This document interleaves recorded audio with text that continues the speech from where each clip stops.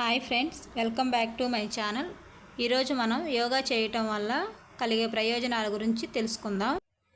ప్రస్తుతం మానసిక ఒత్తిడి, సమస్యలు లేని జీవితం లేదంటే అతిశయోక్తి కాదు. పని ఒత్తిడితో పాటు ఆరోగ్య సమస్యలు, తదితర ఇతర సమస్యల కారణంగా ఆరోగ్య సమస్యలు తలెత్తుతున్నాయి. అందుకే దైనందిన జీవితంలో ప్రతిరోజు కనీసం ఒక అర్ధగంటైనా యోగా చేయాలంటున్నారు.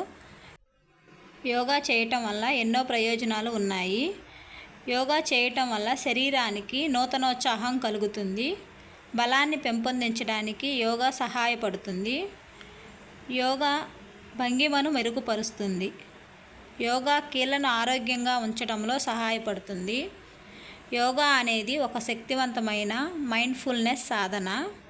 యోగా ఒత్తిడిని తగ్గించి ప్రశాంతంగా ఉండేటట్లు చేస్తుంది. యోగా చేయడం వల్ల రక్తపోటు కూడా అదుపులో ఉంటుంది. ఆరోగ్యకరమైన జీవితానికి యోగా ఎంతో సహాయపడుతుంది. యోగా మొదట్లో చేయడం కాస్త కష్టంగా అనిపిస్తుంది, కానీ రెగ్యులర్గా చేస్తే వచ్చే మార్పులు మీరే చూస్తారు. యోగాలో ప్రాణాయామం చాలా ముఖ్యమైనది. దీనివల్ల జ్ఞాపకశక్తి, ఏకాగ్రత మెరుగ్గా మారుతుంది. ప్రాణాయామం చేయడం వల్ల శరీరానికి మేలు చేస్తాయి.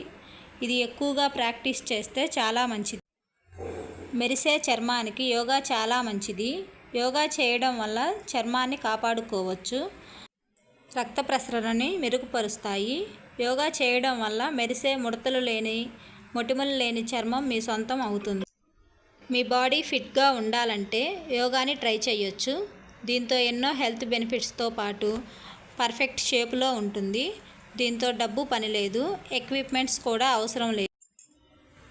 ఆసనాలు చేస్తే రక్త ప్రసరణ మెరుగవుతుంది.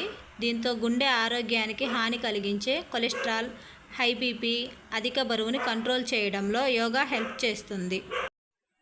సహజంగా కండరాల బలం, శక్తిని మెరుగ్గా చేసేందుకు నొప్పుల నుండి రిలీఫ్ కోసం యోగా చేయవచ్చు.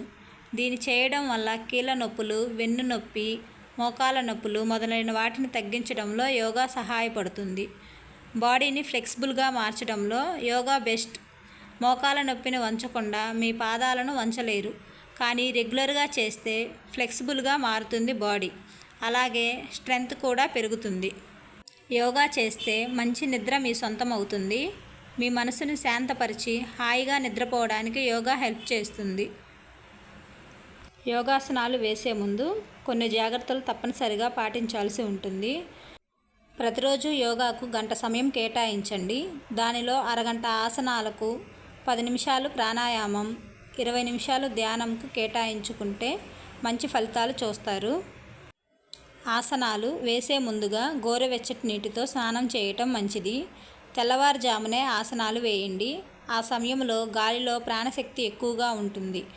గాలి బాగా వచ్చే ప్రదేశం చూసుకొని వేయండి. శబ్దాలు, గోలలు లేకుండా ఉండే ప్రదేశాన్ని ఎన్నుకోండి. పలుచటి బట్ట నేలపై పరిచి పద్మాసనం లేదా సుఖాసనం లేదా మీకు ఇష్టమైన ఆసనాన్ని వేయండి. ప్రశాంతంగా కళ్ళు మూసుకోండి. మీ ధ్యాస శ్వాస మీదే నిలపాలి. గాలి వదిలినప్పుడు పొట్ట లోపలకు, పీల్చినప్పుడు ముందుకు వస్తుందో లేదో గమనించండి. ఆసన ప్రారంభ సమయంలో పద్మాసనం, వజ్రాసనం ఏదైనా వేయండి. ఆసనం ఎప్పుడూ నెమ్మదిగా వేయాలి. ఏమాత్రం తొందరపడొద్దు. వేసిన ఆసనంలో కొద్ది సెకన్ల పాటు అలాగే ఉండాలి. ఆసనం వేసేటప్పుడు ఎంత నెమ్మదిగా వేస్తామో అంతే నెమ్మదిగా మామూలు స్థానంలోకి రావాలి. ఆసనం వేసేటప్పుడు అధిక రక్తపోటు ఉన్నవారు కేవలం 10 సెకన్లు మాత్రమే వేయాలి.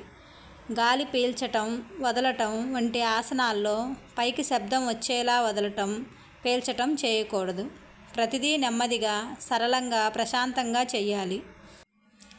నొప్పులు లేదా అనారోగ్యంతో ఉన్నప్పుడు యోగా చేయకూడదు. దూర ప్రయాణం కారణంగానో లేదా ఇంకా ఇతర కారణాలతో బాడీ పెయిన్స్ ఉంటే యోగా చేయకపోవడం మంచిది. దీని కారణంగా ఇంకా సమస్య ఎక్కువయ్యే ప్రమాదం ఉంది. యోగా ముగిసిన వెంటనే నీళ్లు తాగకూడదు. యోగా చేసేటప్పుడు శరీరంలో ఉష్ణం క్రమంగా పెరుగుతుంది. అలాంటప్పుడు వెంటనే మీరు చల్లని నీరు తాగితే ఉష్ణం హఠాత్తుగా పడిపోతుంది. దీనివల్ల అనేక ఇతర ప్రతిక్రియలు జరుగుతాయి. యోగా ముగిసిన వెంటనే తినకూడదు. ఖాళీ కడుపుతో యోగా చేయడం ఉత్తమం. అయినప్పటికీ మీరు యోగా క్లాసుకు వెళ్ళడానికి 1 గంట లేదా 2 గంటల ముందు తేలికగా ఏదైనా తినడానికి ప్రయత్నించాలి. ఇది మీ శక్తి స్థాయిలను, బ్లడ్ షుగర్ లెవెల్స్ను కంట్రోల్లో ఉంచుతుంది. ఇక గర్భిణీలు యోగా చేసేటప్పుడు ముందుగా అల్పాహారం తీసుకుంటే మంచిది. ఎందుకంటే ఈ టైంలో మీకు తరచుగా ఆకలిగా అనిపిస్తుంది. కాబట్టి ఎక్కువ సమయం ఆహారం తీసుకోకుండా ఉంటే కళ్ళు తిరగవచ్చు.